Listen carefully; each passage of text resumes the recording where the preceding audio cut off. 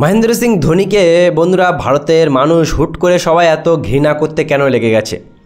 না, যে মানুষটার গোটা ক্রিকেট বিশ্বে কোটি কোটি ফ্যান, যে মানুষটা 2019 সালে ওয়ানডে বিশ্বকাপে শেষ ইন্টারন্যাশনাল ম্যাচ খেলেছিল, আইপিএল এখনও সে খেলে যাচ্ছে, এমনকি এই সিজনেও আইপিএল খেলবে। কিন্তু হুট করে যে মানুষটার ফ্যান ফলোয়ার সচিন তেন্ডুলকরের থেকেও বেশি ভারতবর্ষে, যে মানুষটা যেখানে যায় সেখানে স্টেডিয়ামে তার দেখার জন্য মানুষ আসে, হুট করে কী এমন হলো বন্ধুরা যে মহেন্দ্র সিং ধোনিকে সবাই গালাগালি দিচ্ছে, ট্রোল করছে? দেখো, এর কারণ কিছু ক্ষেত্রে আমি বলবো যে ধোনি নিজেই। দেখো, চ্যাম্পিয়ন ট্রফি ভারত জিতে গেছে, সচিন তেন্ডুলকর থেকে শুরু করে বিশ্বের বড় বড় খেলোয়াড়রা যেখানে টুইট করছে, ভারতকে কংগ্রাচুলেশন দিচ্ছে, সেখানে মহেন্দ্র সিং ধোনি কোনো টুইট করেনি।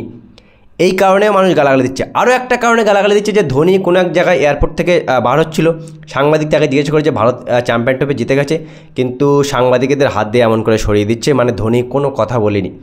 অনেকেই তো বলছে বিরাট কোহলি বা রোহিত শর্মার উন্নতি দেখে বা তাদের আইসিসি টুর্নামেন্ট জেতা দেখে নাকি মহেন্দ্র সিং ধোনি হিংসা করছে।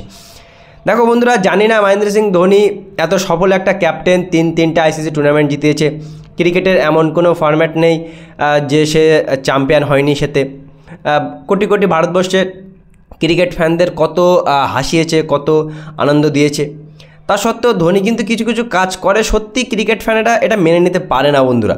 As a Mahendra Singh Dhoni fan, আমি কিন্তু ধোনির সবথেকে বড় ফ্যান, বিরাট কোহলি রোহিত শর্মার থেকেও বেশি। যখন আইপিএল আসে না, ওই ধোনি কখন ব্যাটিংয়ে আসবে, ধোনি কখন উইকেট কিপিং করবে, এখনও দেখার জন্য কিন্তু আমরা বসে থাকি as a Mahendra Singh Dhoni fan.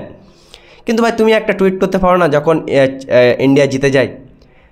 আম্বানির ছেলের বিয়েতে গিয়ে তুমি টুইট করো, বা যখন ভারত জেতে তখন টুইট করো না। এই যে তোমার হেটার্সরা বা ক্রিকেট মহলে তো বলা শুরু করে দিয়েছে যে ধোনি অন্যের উন্নতি দেখতে পারে না, Rohit Sharma as a captain এতটা টুর্নামেন্ট জিতছে, পরপর 8 মাসে 2টো টুর্নামেন্ট জিতে ফেলেছে, ধোনির রেকর্ডটা ভেঙে দেবে।